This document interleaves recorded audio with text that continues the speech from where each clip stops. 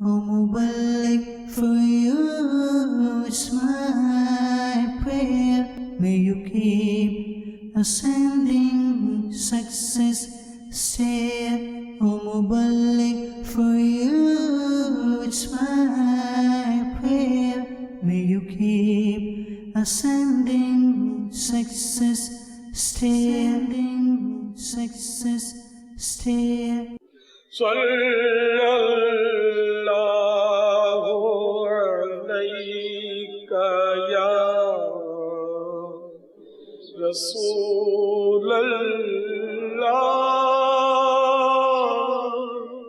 wa sallam alayka ya Habiballah.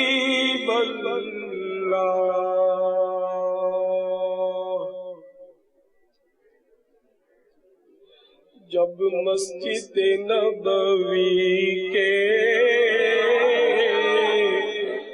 مینار نظر آئے،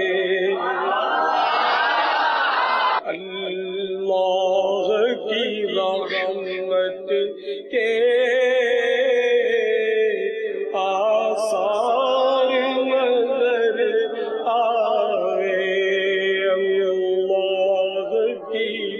رحمت کے آثار نظر آئے، مکے کی فضاؤں میں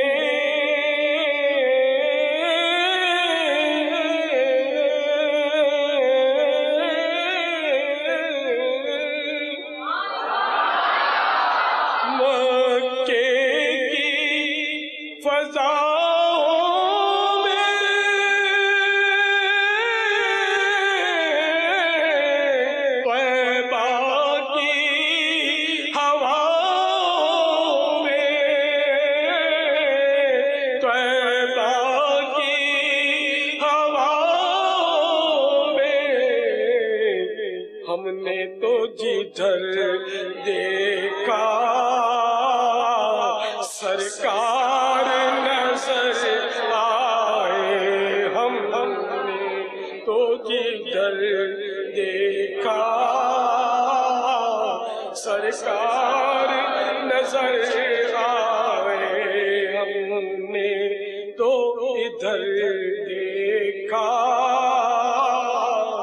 سرکار نظر آئے، ہم نے تو ادھر دیکھا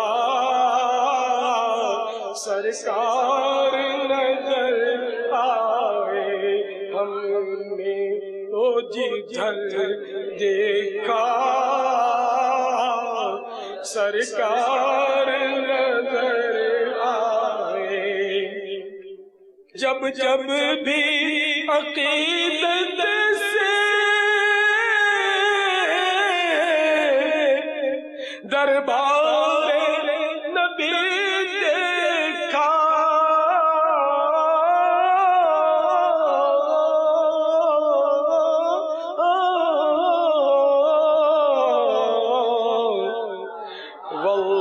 واللہ نئے جلوے ہر بار نظر آئے، واللہ نئے جلوے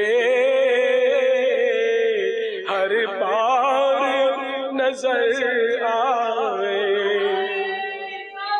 یا رسول اللہ یا رسول اللہ، ایک ایسی سحر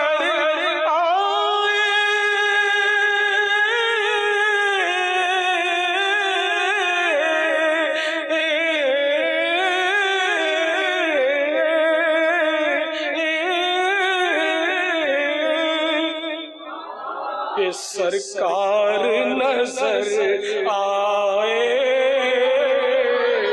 سرکار نظر آئے، مجھے خواب میں سرکار نظر آئے، سرکار نظر آئے، بس یاد رہا اتنا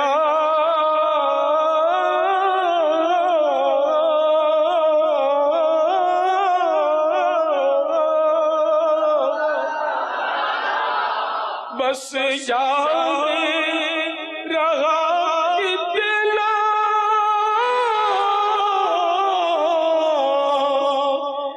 سینے سے لگی جالی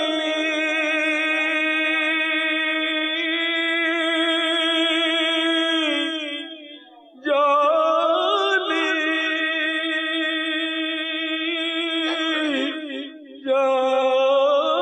جالی بس یاد رہا اتنا سینے سے لگی جالی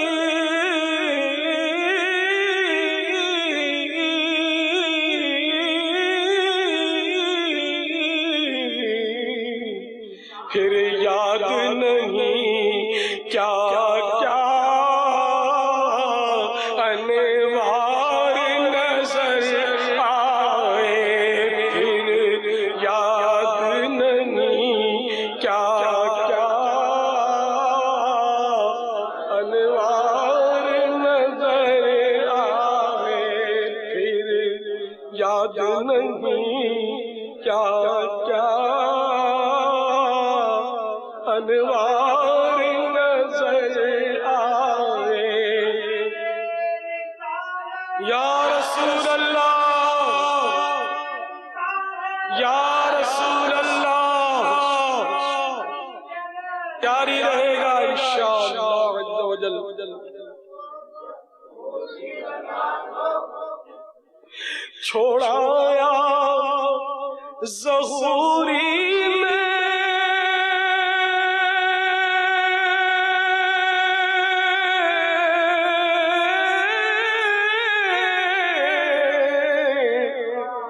چھوڑایا ظہوری میں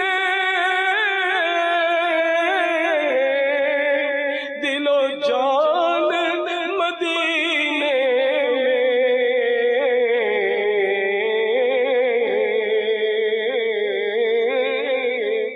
چھوڑایا ظہوری میں دل و جان مدینے میں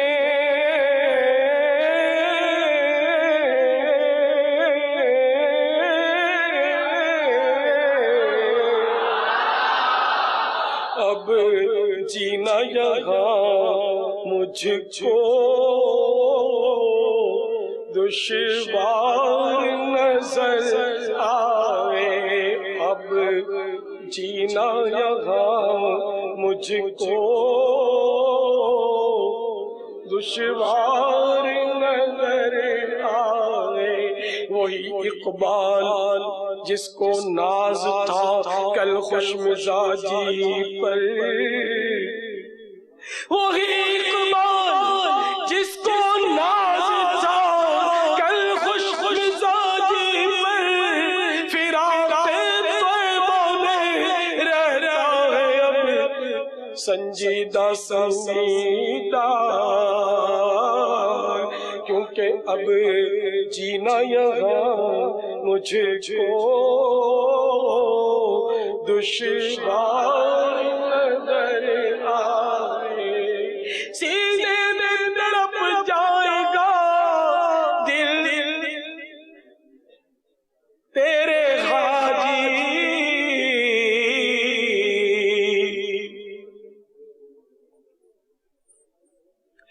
سینے میں تیرے حاجی دل تڑپ جائے گا جس وقت مدینے سے تیری جدائی ہوگی اب جینا یہاں مجھ کو دشوار نظر آئے جب مسجد نبوی کے مینار نظر آئے.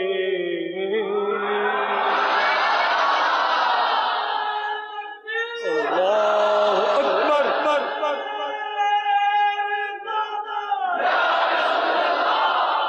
الحمد للہ رب العالمین والصلاة والسلام علی سید المرسلین. اما بعد فأعوذ بالله من الشيطان الرجيم. بسم الله الرحمن الرحيم.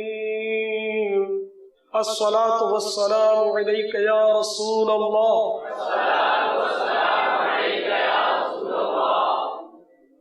وعلى آلك وأصحابك يا حبيب الله. الصلاة والسلام عليك يا نبي الله. وعلى آلك وأصحابك يا نور الله.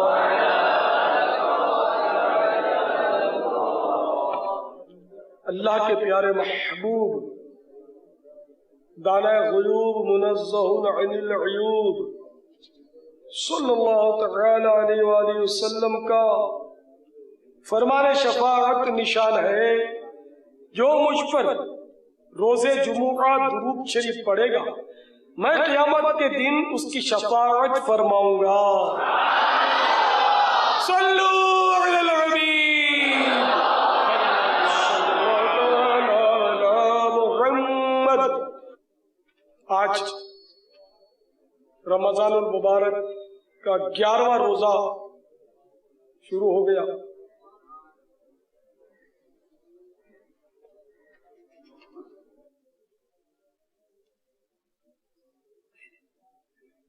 چودہ سو 29 سن ہجری ہے.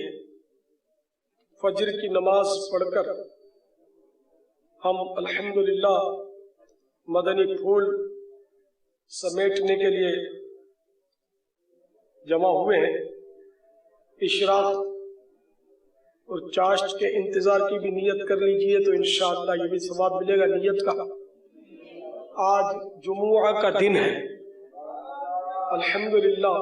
جو اسلامی بھائی ابھی غفلت میں ادھر ادھر اگر گھوم رہے تو وہ بھی آ کر مدنی پھول چننے میں مشغول ہو جائے. اور یہ بھی ذہن میں رہے کہ 70 نیکی ہے وہاں ایک گناہ بھی 70 گناہ ہے. اب رمضان المبارک کی تو پھر برکتیں کچھ اور ہیں. رمضان المبارک میں تو یوں بھی ثواب بڑھ جاتا ہے. تو الحمدللہ ہم مسجد کے متعلق اس کے آداب سیکھ رہے تھے.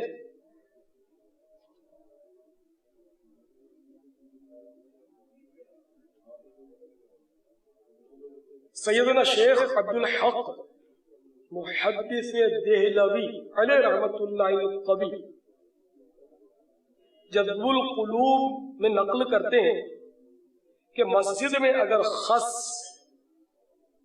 یعنی معمولی سا تنکا یا ذرہ بھی پھینکا جائے تو اس سے مسجد کو اس قدر تکلیف پہنچتی ہے جس قدر تکلیف انسان کو اپنی آنکھ میں خس یعنی معمولی سا ذرہ پڑ جانے سے ہوتی ہے.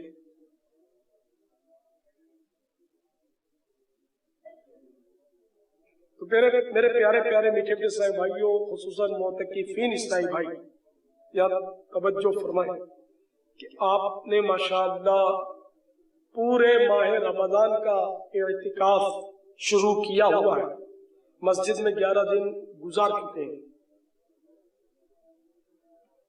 اب مسجد میں کہیں ایسی غلطی تو نہیں کی کہ آپ نے بے احتیاطی کی ہو اور مسجد میں کنگھی کرنی شروع کر دی ہو اور بال ادھر ادھر آپ کے جھڑ رہے ہو, یا آپ نے اپنی چادر جھاڑی ہو اور اس سے گرد و غبار مسجد میں اڑایا ہو, اپنے لباس پر یہ جیسے دھاگے کا کچھ حصہ نظر آیا تو آپ نے توڑ کے اس کو یوں مسجد میں پھینک دیا, یا آپ کے تکیے پر کوئی ذرہ یا تنکا لگا ہوا تھا کچرا یہ چن کر اپنے مسجد کے فرش پر پھینک دیا، تو یہ غور کرتے چلے جائیں کہ کہیں آپ کے سبب سے مسجد میں کوئی کچرا تو نہیں گرا۔ اگر گرا ڈالا تو توبہ بھی کر لیجئے اور آئندہ بچنے کا عہد بھی۔ تو مسجد کو تو صاف رکھنے کا حکم ہے۔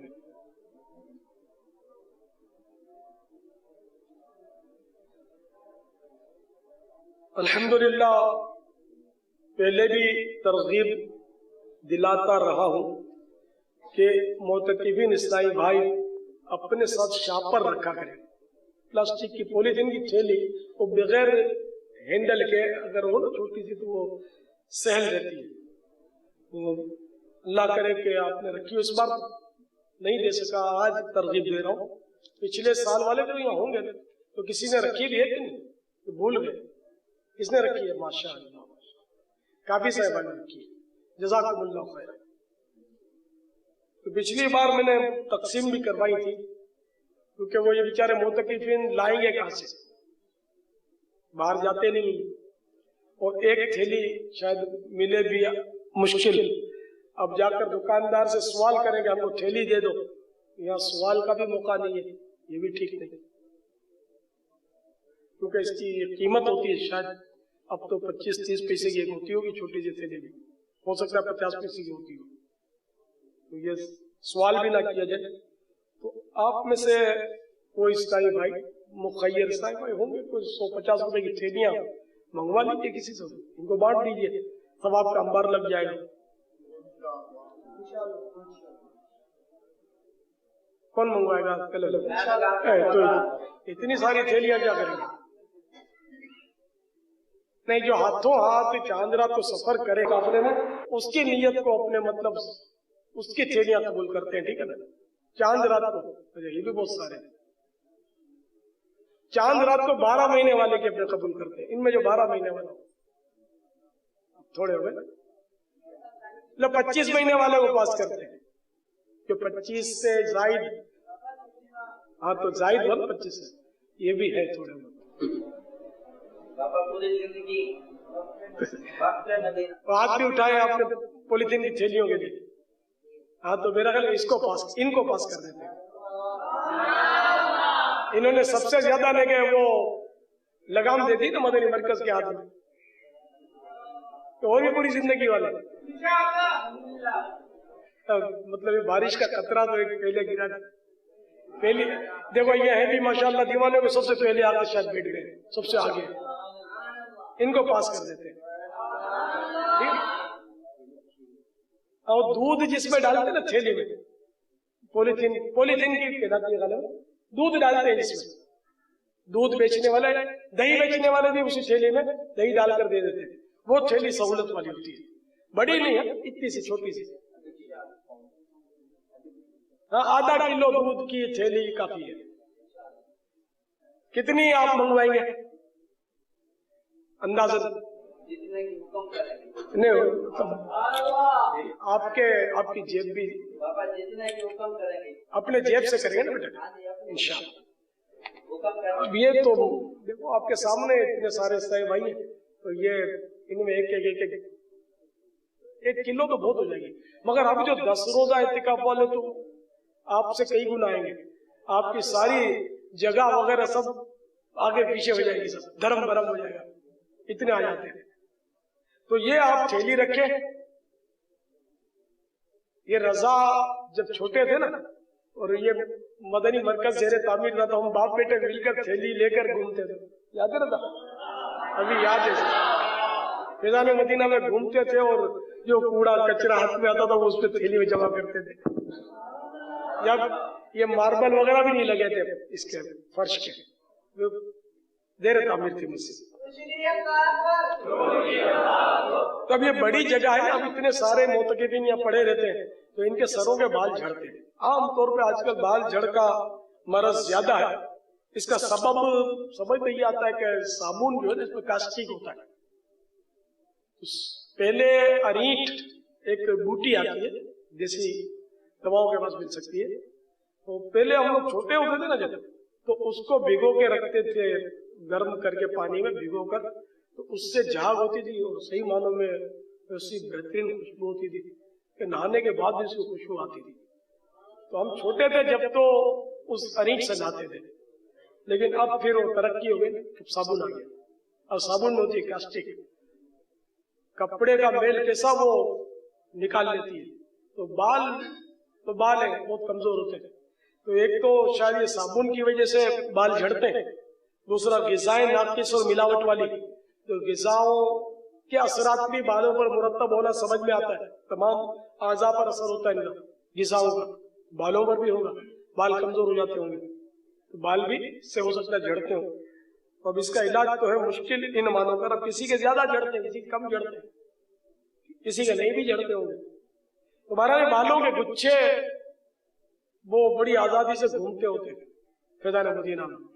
ان کو پکڑ لیا پھر یہ گچھے اپنے ساتھ مزید کچرے کو بھی شامل کر لیتے. پہنچی وہیں پہ خاک جہاں کا خمیر تھا. یہ کچرا آپس میں اتحاد ہو جاتا ہے، گچھا بن جاتا ہے. یہ ہم کو درس بھی گویا دیتا ہے کہ متحد رہو. تو یہ گچھا اٹھا کر آپ تھیلی میں ڈال دو. بیچارے آپ کو تکلیف کم دیتے ہیں کہ ہم متحد ہوئے، پورے اٹھا کر ہم کو باہر پہنچا دو. اچھا، مسجد کا کوڑا جو ہے یہ یاد رکھیے کچرا کنڈی وغیرہ میں نہیں پھینکا جاتا. اس نے مسجد کے فرش کے بوسے لیے نا، اللہ کے گھر کو چوما ہے. تو اس کچرے کا بھی احترام ہے، آپ کو تعجب ہوگا. اس کچرے کا احترام ہے اور اس کو عام جگہوں پر پھینک دینا منع ہے. اس کو ادب کی جگہ ڈال دیا جائے، ایسی جگہ سائڈ وغیرہ پر جہاں یہ گندگی میں جا کر نہ پڑے، بے ادبی کی جگہ پہ نہ پڑے. مگر وہ آپ مقدس اوراق کے ڈبوں میں مت ڈالیے گا، ورنہ وہ نکال کے پھینک دیں گے، بلکہ وہ مناسب بھی نہیں ہے. کوڑا ہے بہرحال، اور وہ اللہ رسول کا نام ہوتا ہے اس میں. تو اب میں جو کہنا چاہتا تھا، امید آپ سمجھ گئے ہوں گے کہ وہ بے ادبی کی جگہ اس کو نہ ڈالا جائے، منع.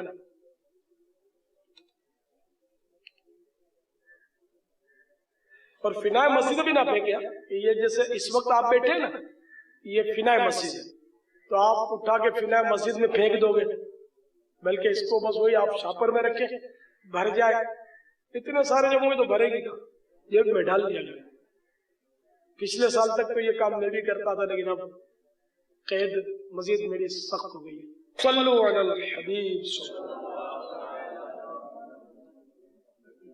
تو مسجد میں سے تکلیف دہ چیز اٹھانے کے بارے میں بھی ابن ماجہ میں ایک حدیث ہے کہ مسجد سے جو تکلیف دہ چیز کو ہٹائے تو اس کے لیے جنت میں ایک محل اس کو ملتا ہے.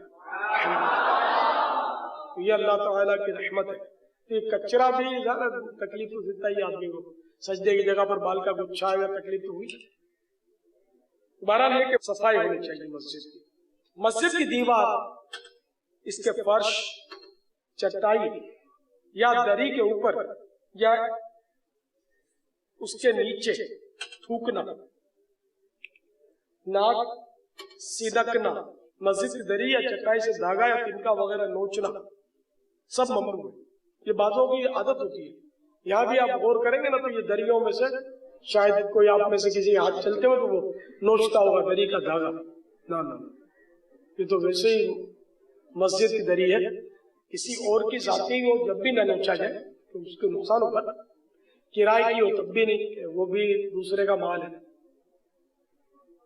کرائے کی دریوں کا تو بعض اوقات لوگ بہت برا عشق کرتے ہیں. ہاں، جو عرف ہے جس کے لیے ہم نے کرایہ دیا ہے، اس عرف کے اندر تو ہم اس کا استعمال کریں گے، عرف سے ہٹ کر نہ کیا جائے. اب مثال کے طور پر قنات جو ہے تمبو کی، شامیانے کی، وہ دیوار بنانے کے لیے دی جاتی ہے قنات. تو میں نے دیکھا تو وہ زمین پر بھی اس کو بچھا دیتے ہیں، پھر لوگ چلتے بھی اس میں، تو اس کے اندر بانس ہوتے ہیں. بانس ظاہر ہے کہ لوگوں کے بدن سے پھٹ کر چیرے بن جاتے ہوں گے.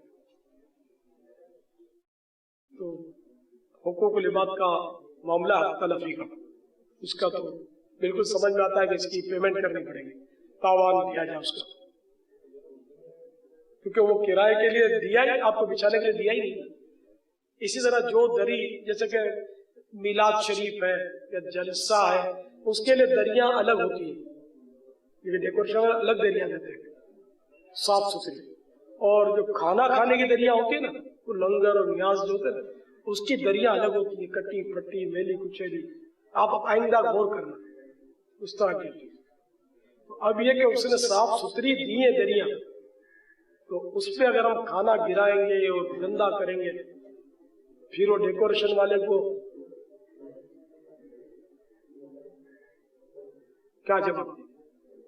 کیونکہ وہ غلط استعمال ہو. اس طرح چاندنیاں بچھاتے ہیں.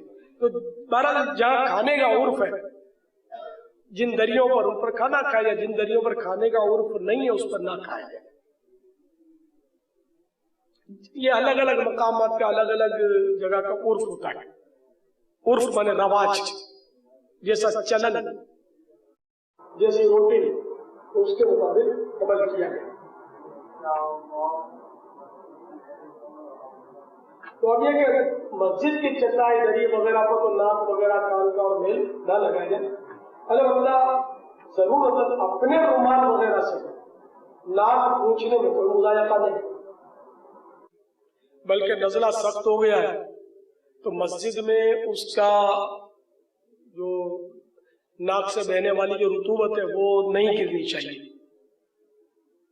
بلکہ نماز کے دوران بھی اگر وہ گرنے لگتا ہے تو اپنی آستین میں یا اپنے دامن میں اس کو لے لے، مسجد کے فرش یا مسجد کی دری پر اس کو نہ گرنے دے.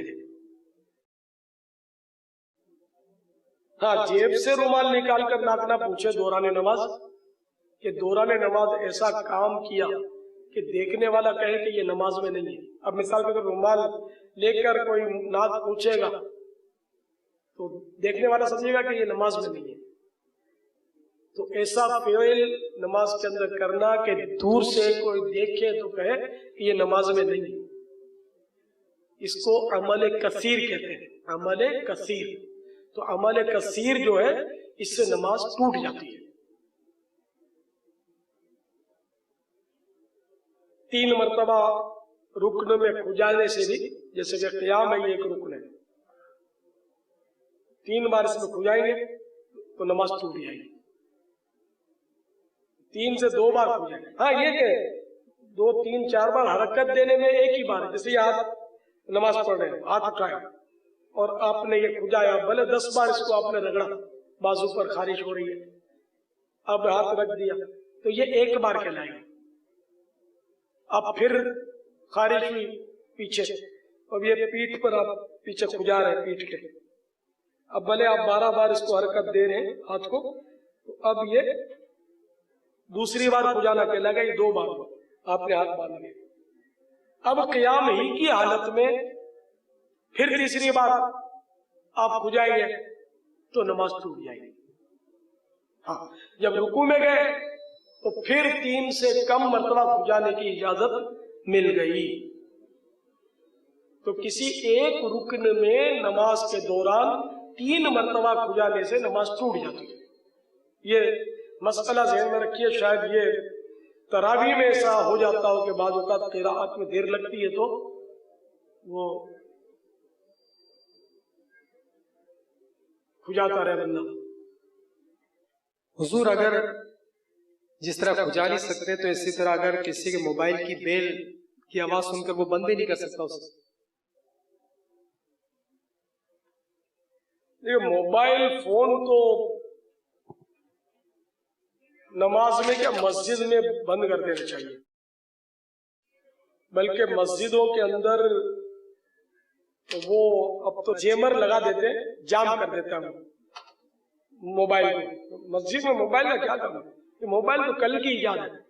ہم نے تو اپنے جوانی میں موبائل دیکھے بھی نہیں تھے. یہ اب بھی یعنی کل سے مراد مطلب حال ہی کی ایجاد ہے. اور پھر بھی بہت مہنگا تھا. پہلے جو موبائل ہوتا تھا نا کسی کے پاس تو وہ مالدار سمجھا جاتا تھا.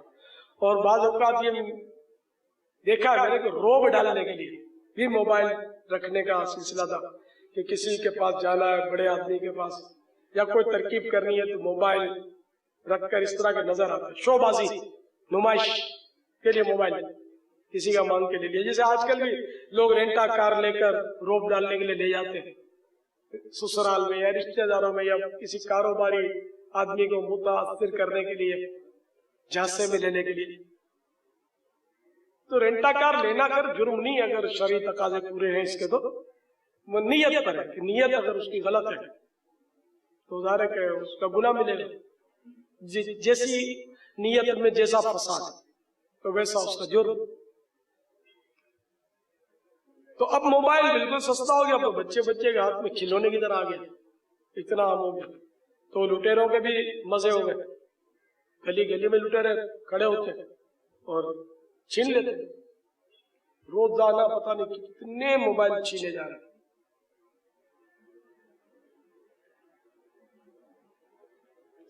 तो बहरहाल कि मोबाइल एक तो जेमर मस्जिदों में लगाने चाहिए, दूसरे ये कि नहीं लगे हुए तो अपना मोबाइल आप खुद ऑफ कर दिया करें। तीसरे नंबर पर यह कि ऑफ नहीं किया और वो बोल पड़ा नमाज के दौरान, तो अब क्या करें? तो अब आपकी जेब में मोबाइल है और वो बोल रहा है, तो ये फिक्र का उसूल लिखा हुआ है।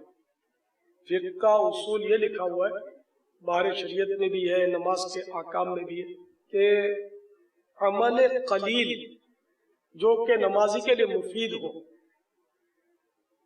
वो जायज। तो अब जैसे कि ये जेब में आपके मोबाइल है और ये बोल पड़ा, तो अंगूठा बढ़ाकर आपने इसको ऑफ कर दिया। ज़ाहिर है अमल कलील है कि दूर से देखने वाला इसको अमल कसीर नहीं कहेगा, ये नहीं कहेगा कि नमाज में नहीं है, तो इस तरह बंद कर दिया जाए। जैसे मेरे ऐसा तो गौर करेगा, समझनी पड़ेगा कौन सा बटन, क्योंकि ये आपको हैरत होगी कि मुझे मोबाइल फोन करना आता नहीं है। कभी कोई बताए तो कर भी लूं, लेकिन इतना समझ नहीं पड़ती, तो कोई मिला दे तो बात कर लूं। इन्हें कम समझ पड़ती है, तजर्बा कम। मैंने कहा ना हमारे दौर में मोबाइल नहीं था। खैर नहीं था इसका मतलब अब मोबाइल चलाना आ नहीं सकता मुझे, ऐसी बात नहीं, मैं बंदे चलाना सीख रहा हूं। ये काम का है ना, बंदे चलाना सीख जाएंगे तो मोबाइल खुद ही ये लोग चला के दे दिया करेंगे, वरना मुझे सच्ची बात स्कूटर भी चलाना नहीं आती, कभी स्कूटर नहीं चलाएगी। तो अब इतने सारे ड्राइवर हैं अपने पास, तो चला देते हैं, गाड़ी चला देते हैं, स्कूटर। पहले तो खैर स्कूटर पर डबल सवारी पर बहुत घुमा हूं मैं, बयानात वगैरह करने के लिए जाता था। अब तो एक अरसा हुआ स्कूटर से दूरी है। आपकी बातों से लगता है कि आप मोबाइल ज्यादा रखना पसंद नहीं फरमाते। मोबाइल जिसको जबान यानी एंटी कुफले मदीना बोलता हूं मैं इसको, जिसको जबान के कुफले मदीना का जहन हो ना, उसके लिए मोबाइल बेकार है, बहुत नुकसानदेह। एक तो इसकी रेस जो है ये नुकसानदेह कहते होती है, दूसरे ये कि इससे कुफले मदीना नहीं लग सकता, पुड़िंग पुड़िंग बजता रहता है, बात करते रहो बोलते रहो, कुफले मदीना कहाँ लगेगा। अच्छा, अब जो दावत इस्लामी के जैसे जिम्मेदारान है या कोई तंजीमी काम है या वाकई कारोबारी उसको हाजत है और हाजत के मुताबिक वो इसको इस्तेमाल करता है, फिर तो चलो ठीक है, लेकिन हाजत के मुताबिक कहाँ इस्तेमाल होता है, कम ही होता है। ज़ाहिर कि टेलीफोन ये मोबाइल है ना, इसके जरिए मेरा अंदाजा है, मोबाइल फोन में भी इस्तेमाल करता हूँ, मेकअप करता हूँ आम तौर पर।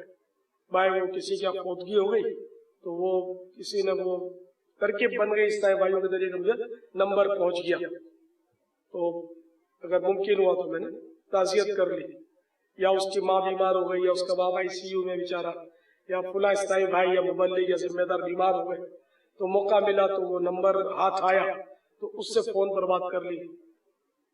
या आमतौर पर कोई तंजीमी काम कर रहा हूँ, मुझे फोन की तो तरकीब बन जाती है, इस तरह भाइयों के जरिए मिला देते हैं बेचारे फोन, बात कर लेता हूँ, क्योंकि वरना मैं तो फोन अटेंड भी नहीं करता, इतने फोन आए मुझे दुनिया भर से, मेरे लिए मुमकिन ही नहीं।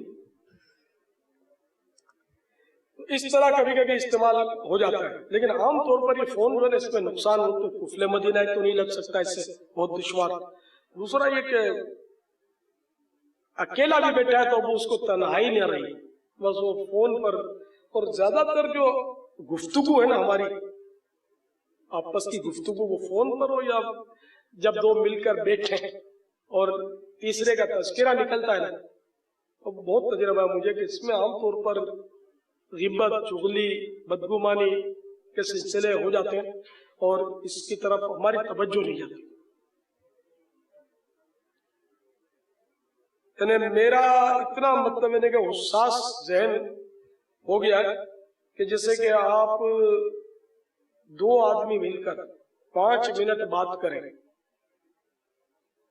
اور وہ ساری بات کی ٹیپ میرے پاس آ جائے آپس کی گفتگو کی، تو شاید میں اس میں سے یہ اس کا ٹیسٹ کیا بولتے ہیں، الٹرا ساؤنڈ بولوں، لیبورٹری ٹیسٹ بولوں، کیا بولوں، اس کا شاید میں ٹیسٹ کرنے میں کامیاب ہو جاؤں کہ اس میں کہاں کہاں جھوٹ بولا ہے، کہاں کہاں جھوٹا مبالغہ کیا، کہاں غیبت، کہاں تہمت، کہاں چغلی، کہاں بدگمانی، کہاں کسی کا عیب کھولا گیا ہے، کہاں فضول الفاظ بڑھائے گئے وغیرہ۔ شاید مطلب میں کسی حد تک 5 منٹ کی گفتگو میں لیبورٹری ٹیسٹ کر کے اس کے اجزاء جو ہیں وہ آپ کے سامنے پیش کر سکوں، شاید ایک مبالغے کے ساتھ عرض کر رہا ہوں کہ یعنی حالات یہ مشاہدہ یہ کہ جب دو ملتے ہیں جو گفتگو کرتے ہیں نا تیسرے کے بارے میں، بہت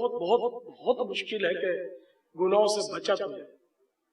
اب مثال کے طور پر دو ملے اور بات کی، کیا کریں گے، ہے نا، چلو بھائی دو مبلغ ملے آپس میں، مبلغ تو ہمارا پیارا پیارا لقب ہے، داؤد اسلامی والوں میں ملے، اب تیسرے مبلغ کی بات چھڑی، تو ایک آج بھائی فلاں جگہ علاقائی دورہ برائے نیکی کی دعوت میں شرکت تھی، تو اس فلاں یعنی تیسرے کا تذکرہ اس نے بیان کیا،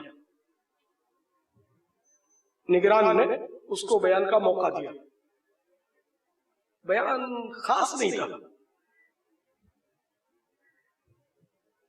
نگران کو چاہیے تھا کہ اس کو نہیں بلکہ اس سے بیان کرواتے، تو وہ اس سے اچھا بیان کرتا ہے، اس کے تلفظ بھی اس سے اچھے، اس کے تو مخارج بھی غلط ہے۔ کیا خیال ہے اس گفتگو کو لیبورٹری میں ڈالیں، مشین میں نکالیں اس میں سے کچھ، یہ آدھی منٹ کی گفتگو، ایک اختصاریہ ایک مختصر سی گفتگو مبلغ کے بارے میں پیچھے سے آپ نے کہا، اگر اس مبلغ کے سامنے یا کوئی ان کو یہ بتائے کہ تمہارے بارے میں ان دو اسلامی بھائیوں نے یہ بات کی کہ اس کا بیان خاص نہیں تھا، تو مبلغ تو خوشی کے مارے اچھل پڑے گا نا، جھوم جائے گا، کیا کرے گا، وہاں دلاداری بجھے گا نا، اندر سے دل اس کا بجھے گا۔ مزید جب اس کو پتا چلے گا کہ یہ بھی کہا کہ تلفظ بھی درست نہیں ہے، مخارج کا بھی ٹھکانہ نہیں ہے، تو آپ نے کتنی اس پر یا تو یہ غیبتیں ہیں یا تہمتیں ہیں، یہ دو باتوں میں سے ایک تو ہے یا دونوں ہی ہے، تو بہرحال یہ کہ یہ گناہ سرزد کیے کہ اس پر 3 عیب لگایا آپ نے، اس کا بیان خاص نہیں تھا، مخارج درست نہیں تھے، تلفظ بھی غلط تھے۔ اب آئیے نگران کی خدمت میں، نگران کو چاہیے تھا کہ اس کو نہیں بلکہ اس کو بیان دیا، تو نگران کو جب یہ پتا چلے گا کہ مجھ پر وہ دو عیسائی بھائیوں نے تنقید کی، تو وہ بھی خوشی کے نعرے نہیں بلند کرے گا، دل اس کا بھی دکھے گا، تو نگران کی بھی دل آزاری کی، اور نگران میں عیب نکالا کہ نگران کو مبلغ کے تعین کرنے کا سلیقہ نہیں ہے۔ اب مزید آپ نے یہ بھی کہا کہ اس سے تو وہ اچھا مبلغ ہے، تو یہ چوتھا وہ میں بھول گیا تھا اس وقت کہ 3 تو میں نے بتایا آپ کو اس مبلغ کی خامیاں آپ نے جو بیان کی کہ بیان خاص نہیں تھا، مخارج درست نہیں ہے، تلفظ بھی غلط ہے، اور اس سے تو وہ اچھا مبلغ ہے۔ تو یہ بھی ایک چوتھا بھی اس میں آپ نے عیب نکالا. 4 اس پر آپ نے عیب لگائے, 4 تہمتیں یا غیبتیں آپ نے کی. نگران کی بھی آپ نے غیبت کی کہ بیجا اس پر بیچارے پر تنقید کی. اب مزید بھی آگے بڑھی ہے. یار تو مائک چھوڑ ہی نہیں رہا تھا.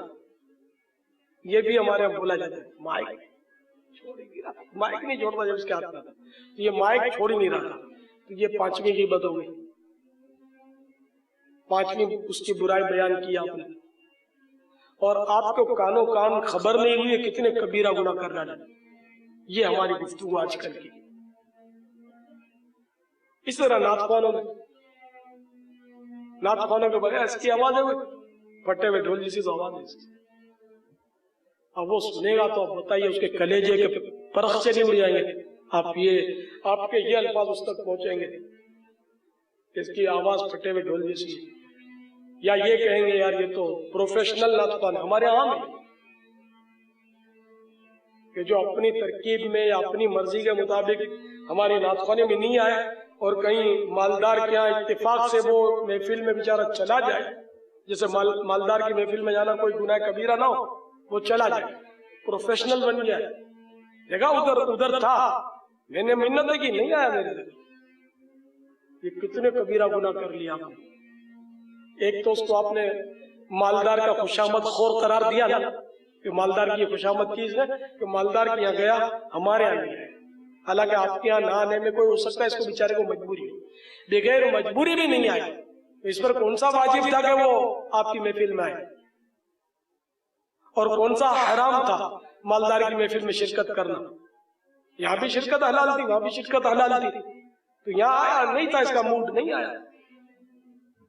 وہاں گیا, اب آپ ایسی باتیں کرتے ہو گئی پہنچتی ہوں گی, اس لیے بھی تو ہو سکتا ہے کہ وہ آپ سے کتراتا ہو, چڑھتا ہو, دل اس کا دکھتا ہو. تو آپ نے دھاڑ کر کے اس کو پروفیشنل کا, اس کو بد لقب اس پر جڑ دیا بیچارے پر. کتنا صدمہ ہوگا اگر سنے گا تو.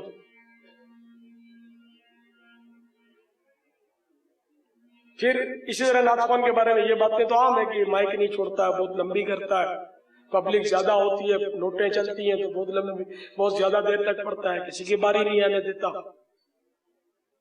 وغیرہ. یعنی کہ غیبت اور تہمت اور چغلی اور بدگمانی اور عیب جوئی, آبرو ریزی, اس کی یعنی کہ لائن لگا دیتے ہیں اتنی سی گفتگو.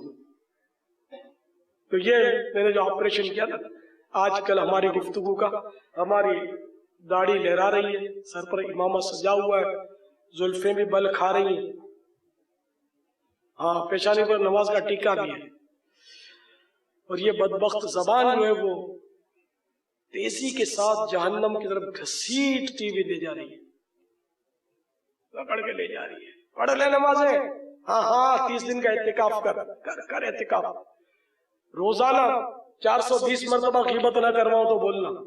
کبھی مبلغ کے بارے میں کہلواؤں گا تجھے کہ اس کے تلفظ غلط ہے, کبھی مجلس کے بارے میں کہوں گا کہ یہ بہت لمبی کرتے ہیں ہم کو سونے نہیں دیتے, کبھی اس مجلس کے رکن کے بارے میں کہوں گا کہ تلاوت نہیں کرنے دیتا ہم کو, جب دیکھو بیان کرنا شروع کر دیتا ہے. تو وہ اسلائی بھائی جب دیکھو آ جاتا ہے جان پہ اور بولتا ہے چلو ہلکے میں بیٹھو. اس طرح کتنی برائیاں اور گناہ شیطان کرواتا ہوگا کہ برائی کی. اچھا آپ کو نہیں جانا, ٹھیک ہے, آپ اس سے معذرت کی کہ اب میں معذرت پاؤں کہ مجھے یوں ہے, یہ چلو گناہ نہیں. لیکن آپ نے جو پیچھے سے کہا کہ یار یہ میری جان نہیں چھوڑتا, جدھر دیکھو میں نے تسبیح نکالی تو یہ آ کے جان پایا جب بولتا کہ ہلکے میں بیٹھو. حالانکہ یہ ہلکے میں بیٹھو کہنے والا خدا کی قسم آپ کو ہاتھ پکڑ کے جنت کی طرف لے جانا چاہتا ہے, اگر آپ سمجھو تو. آپ نہ سمجھ, آپ سمجھتے ہو کہ آپ کی تسبیح آپ کو جنت پہ لے جائے گی. بے شک تسبیح پڑھنا بھی ثواب کا کام ہے, لیکن علم دین یہ زیادہ افضل ہے. پھر بھی چلیے آپ کا جی نہیں چاہتا ہلکے میں آپ نہیں بیٹھتے, آپ کو تسبیح پڑھنے کا ہی نہیں چاہتا, آپ معذرت کر رہے ہیں. اب دوسرے سے کیوں کہتے ہیں کہ یہ میری جان نہیں چھوڑتا, جب دیکھو میرے کو کھینچ کے لے جاتا ہے, دماغ کھاتا ہے میرا. یہ سارے گناہ کے الفاظ, دل آزار الفاظ. اس کو پتا چلے گا تو دل کتنا ٹوٹے گا مبلغ کا کہ یار میں نے اس سے پیسے تو نہیں مانگے, اب عین ممکن ہے کہ وہ بھی آپ کی برائیوں میں مشغول ہو جائے اور بول دیں گے بڑا سخت دل آدمی ہے، 20 دفعہ بولا جاتا ہی نہیں ہے، وہ ٹیڑھا آدمی ہے، بہت کھوچڑا آدمی ہے، میری مانتا ہی نہیں ہے۔ تو اب یہ بیچارہ جو پہلے تو آپ کو جنت کی طرف لینے آتا تھا، اب اس نے جہنم کی طرف مٹھیاں بند کر کے دوڑنا شروع کر دیا، یہ تسبیح پڑھنے والے کی برائیاں شروع کر کے۔ تو بڑی نازک شاہراہ ہے یہ دنیا، جو ہے بڑی نازک شاہراہ ہے، اور جنت میں جانا بھی ہے، اطراف میں خاردار جھاڑیاں ہوتی ہیں، ان سے دامن بچا کر جانا ہے۔ اللہ تعالیٰ ہمارے لیے راہ آسان کر دے۔ صحیح بولتا ہوں کہ ان سب کا حل جو ہے نا، ایک تو زبان کا قفل مدینہ، کان کا بھی قفل مدینہ، غیبت سننا بھی گناہ ہے، اب کرتے نہیں ہیں تو سننے میں پھنس جاتے ہیں ہم لوگ، بارہا ایسا ہو جاتا ہے۔ ہاں تو اب ایک جیسے کہ وہ غیبت جو کر رہا ہے وہ بہت پاورفل ہے، اس کو بولیں گے تو یہ گلے پڑے گا، جھگڑا کرے گا، تو چلو اس کو نہیں بول پائے، لیکن وہاں سے اٹھ کر چلا جائے، یا بار بار گھڑی دیکھے، بیزاری کا ادا کرے، توجہ سے نہ سنے، کوئی سی صورت نکالے، جبکہ فتنے کا خوف ہو کے نہیں مانے گا۔ اور مروت میں آپ اس کو منع نہیں کرتے کہ یار یہ ہمارا مبلغ ہے، ہمارا نگران ہے، وہ مروت تو پھر تو آپ گناہ میں شریک ہیں، یہ سمجھ لینا۔ جی ہاں، حضرت سیدنا خالد رحمت اللہ تعالی علیہ بزرگ ہوئے، ان کے بارے میں تنبیہ الغافلین میں لکھا ہے کہ آپ فرماتے ہیں کہ میں جامع مسجد میں تھا، کچھ لوگ اور بھی بیٹھے ہوئے تھے، میں بھی ان کے ساتھ بیٹھ گیا، اتنے میں ایک شخص نے دوسرے کی بدگوئی شروع کی، تو میں نے اس کو ٹوکا کہ برائی مت کرو کسی کی، وہ خاموش ہو، کچھ دیر کے بعد پھر دوسرے کو لے کے بیٹھ گیا، پھر میں نے ٹوکا، پھر باز آ گیا، پھر کچھ دیر کے بعد پہلے والے ہی کو لے کر شروع ہو گیا، اب میں نے بھی کچھ سن لیا۔ بات آئی گئی ہوگی، رات جب سویا تو میں نے خواب میں ایک کالا آدمی دیکھا، بھیانک سا، اس کے پاس ایک تشت تھا، اس میں سور کے گوشت کا لوتھڑا تھا، اور اس نے مجھ سے کہا کہ اس کو کھا۔ میں نے کہا چھی چھی، یہ کیسے کھاؤں؟ توبہ کرو، سور کا گوشت میں کھاؤں؟ تو اس شخص نے کہا کہ آج دن کے وقت تو نے اس سے بہت بری چیز کھائی ہے، اس کو کھا۔ یہ کہتے ہیں اس نے مجھے پکڑا اور پکڑ کے زبردستی میرے منہ میں ٹھونس دیا سور کا گوشت، میری آنکھ کھل گئی۔ 30-40 دن ہو گئے مجھے، حالت یہ ہے کہ جب بھی کوئی چیز کھاتا ہوں تو سور کے گوشت کی بدبو نکلنی شروع ہو جاتی ہے۔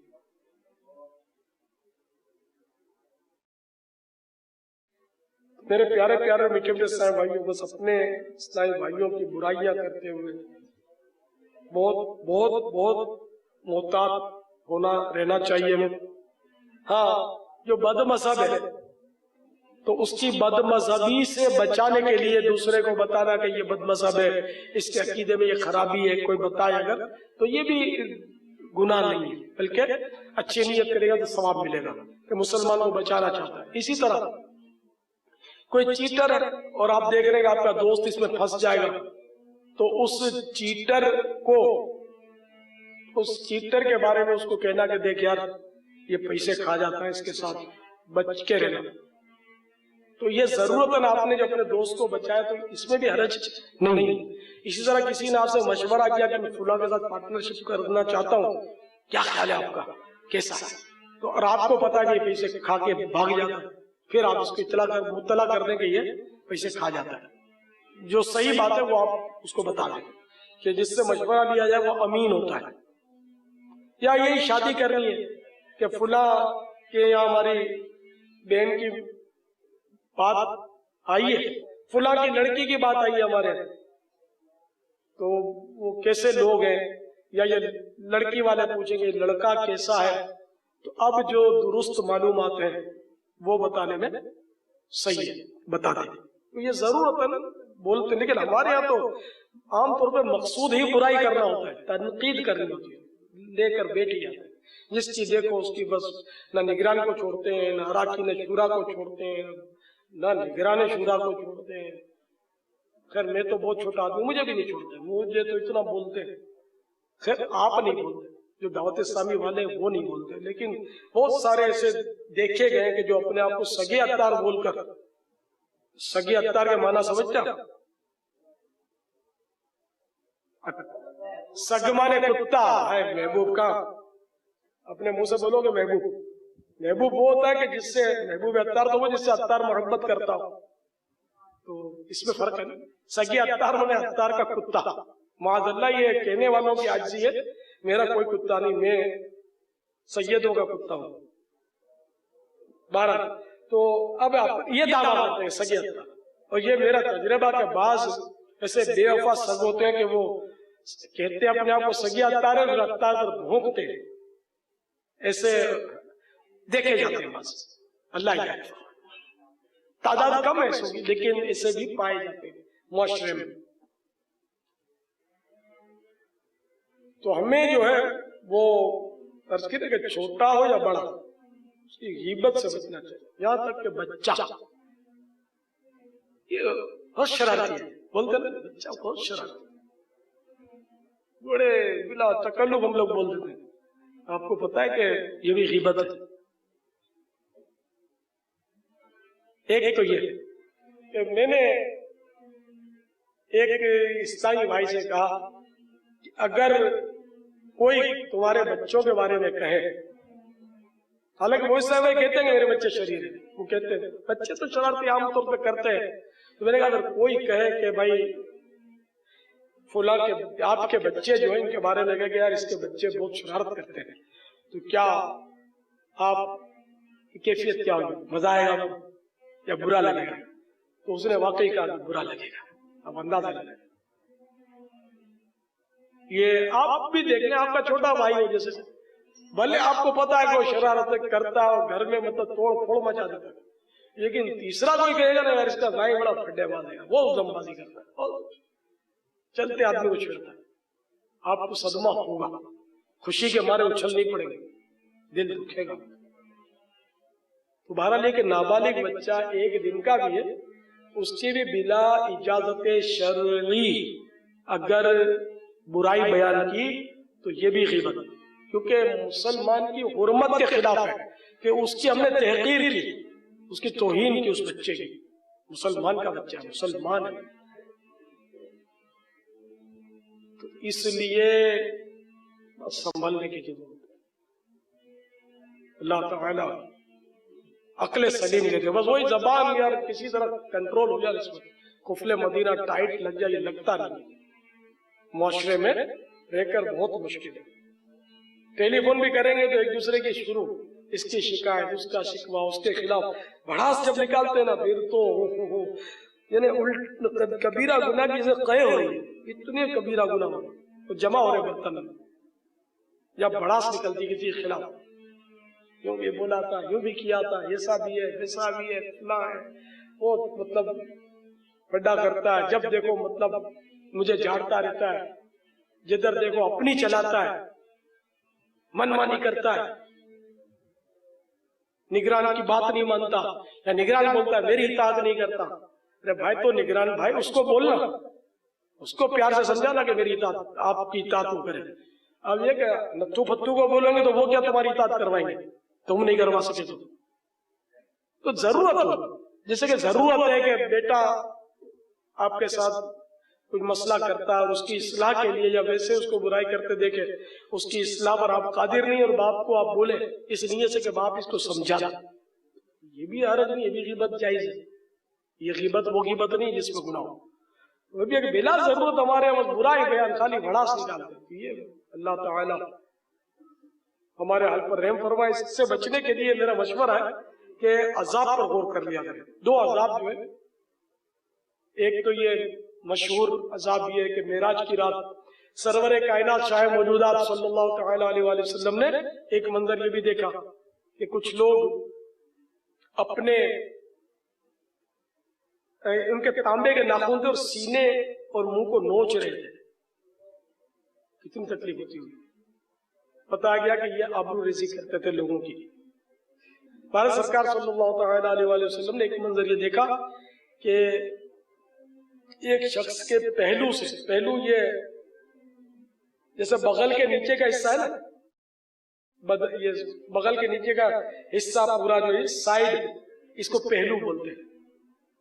تو یہ اس کے پہلو سے گوشت چھری سے کاٹ کر اسی کو کھلایا جا رہا تھا. آپ کی خدمت میں عرض کیا گیا کہ یہ زبان سے، اشارے سے، کنایے سے لوگوں کی غیبتیں کرتا تھا. غیبت اشارے سے بھی ہوتی ہے. یہ حدیث کے مفاہیم میں نے عرض کی. تو اس طرح کے عذابوں کے رکھنے سے سہا نہیں جائے گی. غصہ بہت آ گیا، بڑا نکالنے کو جی چاہتا ہے اور ہمارے ساتھ اس نے ایسا کیا. پھر بھی آپ چونکہ شرعی ضرورت نہیں ہے اس کا بیان، سوائے برائے بیان کرنے کے اور مقصد نہیں ہے، تو آپ بڑا نہ نکالے، برداشت کریں. یہ برداشت آسان، خدا کی قسم عذاب برداشت نہیں ہوگا، کسی حال میں برداشت نہیں ہوگا. اللہ سے ہم امان چاہتے ہیں، پناہ اے اللہ ہمیں معاف کر دے، ہمیں معاف کر دے. تو جب کسی سہ بھائی کی غیبت ہو جائے، اس کو پتہ چل جائے، پھر تو ضروری ہے کہ توبہ کے ساتھ ساتھ اس سے معافی بھی مانگے، اس کو راضی کرے. اگر پتہ نہیں چلا تو اب اختلاف ہے کہ اس سے معافی مانگے یا نہیں. البتہ توبہ دونوں صورتوں میں کرنی ہے. تو ہم توبہ کرتے ہیں مل کر. صلاۃ والسلام علیک یا رسول اللہ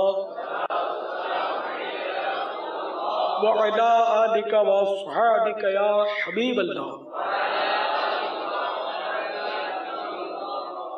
یا اللہ آج تک ہم نے جتنی بھی غیبتیں کی ہیں ان سے توبہ کرتے ہیں. یا اللہ ہماری اور جن جن مسلمانوں کی ہم نے غیبتیں کی ہیں ان کی مغفرت فرما. صلاۃ والسلام علیک یا نبی اللہ وعلی آلک واصحابک یا نور اللہ. توبہ میں یہ ضروری ہے کہ یہ طے ہو، ذہن بن جائے، عزم صمیم ہو کہ آئندہ اس گناہ سے بچوں گا.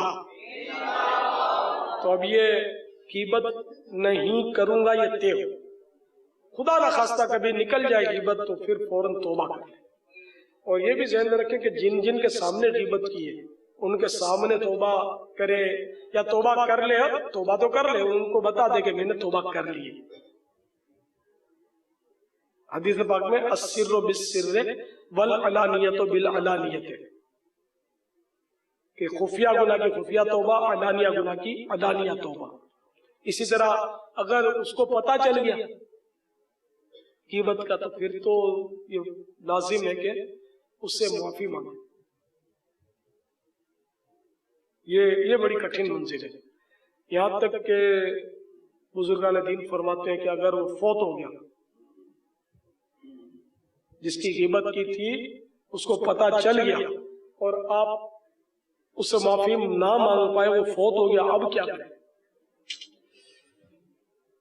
یا ایسے لوگ کہ جن کی غیبتیں آپ نے کی اور پتہ چل گیا اور اب وہ ملتے نہیں، اب ادھر ادھر دوسرے ملکوں میں چلے گئے، لاپتہ ہو گئے، پتہ نہیں چلتا کیسے ان تک پہنچے، اب کیا کریں؟ احیاء العلوم میں امام غزالی علیہ رحمۃ اللہ الوالی نے لکھا ہے کہ بس اب خوب نیکیاں کریں، خوب نیکیاں کریں تاکہ قیامت کے دن ان کو پیش کر سکے غیبت کے بدلے. کتنی سخت بات. اللہ تعالی ہمارے حال پر رحم فرما، ہمیں اپنا حقیقی خوف نصیب کرے۔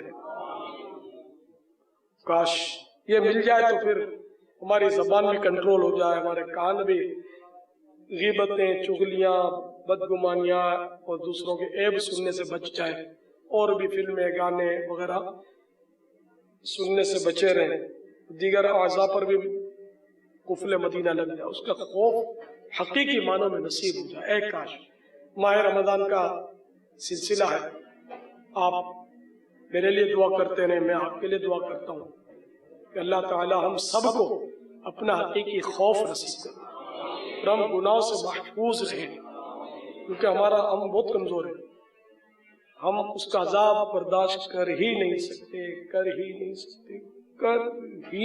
سکتے۔ میں تو اتنا کمزور ہوں، کوئی یوں کرے نا چیٹی اور بس پھر بولے چین جیسے بچے سے تو کرتے تھے، تو چینٹی بھرے تو اپنے سے برداشت نہیں ہوتی، تو خدا نہ خواستہ مرنے کے بعد بچھو یا چپک گیا تو اس کو کون اتارے گا؟ سانپ نے میرا پورا ہاتھ قبضے میں کر لیا تو مجھے کون چھڑائے گا؟ بہت ڈر لگتا۔ اس طرح کے تصورات اگر کریں گناہوں کی صورت میں کہ فلاں گناہ کر لوں، اور پھر یہ تصورات اگر پیش آئیں تو گناہوں سے بچنے کی انشاءاللہ کافی صورت اس سے بنے گی انشاءاللہ۔ بس سوچنے کی کوشش کیجئے، غور کرنے کی کوشش کیجئے، تفکر کیجئے، اللہ تعالی نصیب کرتے ہم سب کو مدنی سوچ عنایت فرما دے، آمین بجاہ النبی الامین صلی اللہ تعالی علیہ وآلہ وسلم۔ غیبت سے متعلق کوئی کتاب کا نام ارشاد فرما دیجیے۔ بحر شریعت کے 16ویں حصے میں غیبت کا بیان ہے، احیاء العلوم کے 3رے حصے میں غیبت کا بیان ہے، اور غیبت کی تعریف، اس کا علاج وغیرہ سیکھنا یہ فرض علوم میں سے ہے۔ غیبت کے بارے میں جاننا، کہ جانے گا نہیں تو پھر پھنسے گا، اور آج کل جو ہم پھنسے ہوئے ہیں غیبت میں، تو عام طور پہ ہمیں پتہ نہیں ہوتا کہ ہم غیبت کر رہے ہیں، تو معلومات نہیں۔ پھر یہ کہ غیبت کی تباہ کاریاں اگر پڑھ بھی لیا، ایک بار پڑھ کر پھر نہیں توجہ نہیں دیتے، بہت ہی عبرت آموز ہے۔ جنہوں نے نہیں پڑھا وہ خرید فرما لیں، زیادہ تعداد میں لے لیں۔ جنہوں نے ہاتھ اٹھائے تھے پولیتھین کی تھیلیوں کے لیے، وہی میدان میں آ جائے، لنگر رسائل کریں۔ کون کتنے خرید کر لنگر رسائل کرے گا؟ پھر معتکف کو دینا ضروری نہیں ہے، غیر معتکف بھی ہاتھ بڑھائے گا، آپ کھینچ لیں گے ہاتھ، ان کو بھی دے دیں۔ 2600 سبحان اللہ۔ تو یہاں تو بانٹ دیں، یہ مل کے، باقی اپنے اور جگہ بانٹیں اس کو، ٹھیک ہے نا؟ تو یہ ہاتھ میں تو آ جائیں گے اب انشاءاللہ آپ لوگوں کے، اگر مل گئے تو۔ پڑھیں گے کتنے دنوں میں؟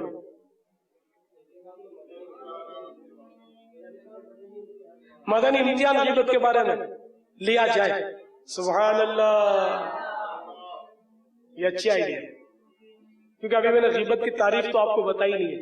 غیبت کی تعریف میں پوچھتا نہیں کس کس کو معلوم ہے، کیونکہ اس کا معلوم ہونا فرض ہے، گناہ کا اظہار ہو جائے گا۔ خیر استاد شاگردوں کو پوچھ تو سکتا ہے غالباً، اب میں استاد بن بیٹھوں آپ کا، بیٹھے یہاں تو ہو۔ بہرحال یہ کہ غیبت کی تعریف عرض کر دیتا ہوں۔ کسی مسلمان کی کوئی خامی پیٹھ پیچھے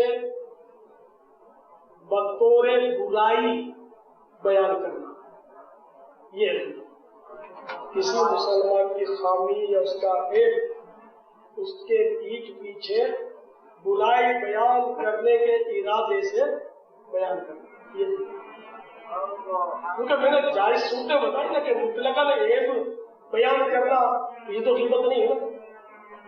صورتیں بتائیں جیسے کافر کی برائی کی آپ نے، یہ غیبت نہیں ہے۔ بد مذہبی کی برائی کی، یہ غیبت نہیں ہے۔ بد مذہب کی کوئی ذاتی آپ نے برائی بیان کی، یہ غیبت ہو جائے گی، جبکہ بد مذہب حد کفر تک اس کی بد مذہبی نہ پہنچی۔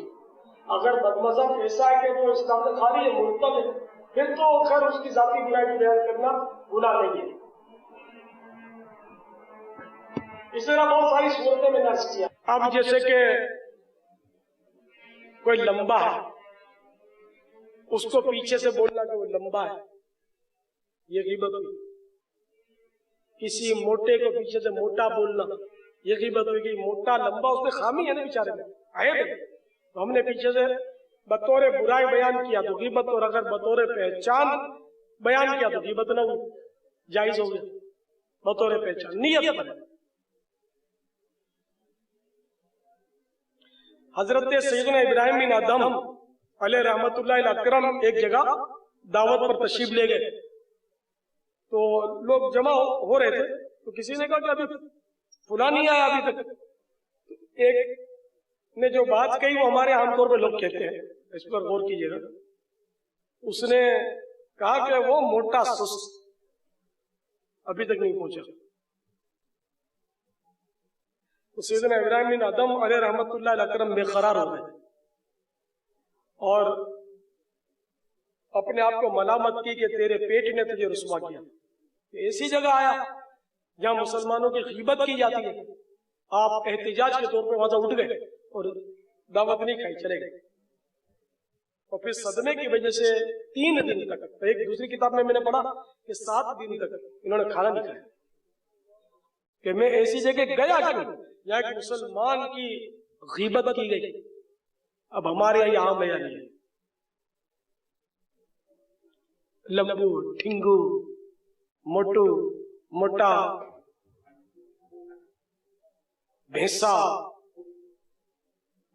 ऊंट, पता नहीं क्या क्या नाम रखते हैं, कितनी यानी कि मैंने सैकड़ों मिसालें जमा की हैं। गीबत की तबाहकारियां में इतनी मिसालें बनती है, और फिर हर जबान में, हर बिरादरी में अलग अलग मिसालें गीबत की।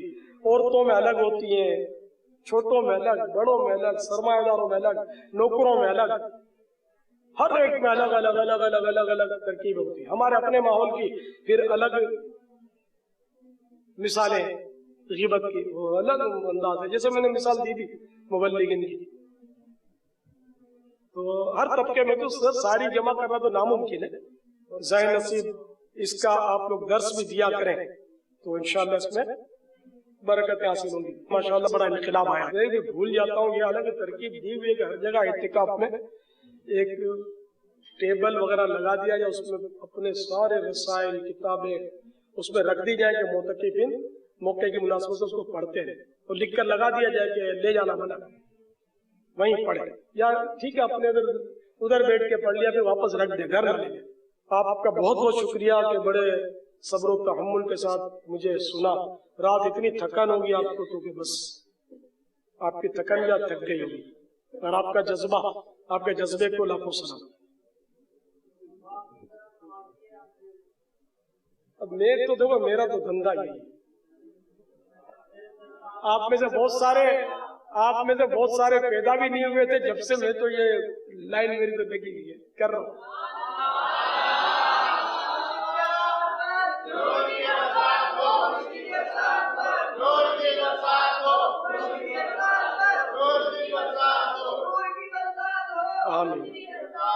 तो मैं असल बुढ़ापा आ गया, लालची बनता जा रहा हूँ, क्योंकि अब गफलत में उम्र तो गुजर ही चुकी है, अभी गुजर रही है, तो थोड़ा सवाब बस इकट्ठा हो जाए, सवाब मिल जाए। वरना ज़ाहिर मैंने तो रात को भी बोला है, आपने तो फिर भी मेरे से ज्यादा ही आराम किया होगा। मैंने तो शायद पौन घंटे से कुछ ज्यादा आराम किया होगा, 1 घंटा नहीं। अब इंशाल्लाह आराम करेंगे। Sallu सलातल Ishraq यरहमनल्लाह। O Mubarak, for you is my prayer. May you keep ascending success stair. O Mubarak, for you is my prayer. May you keep ascending success stair. Success stair.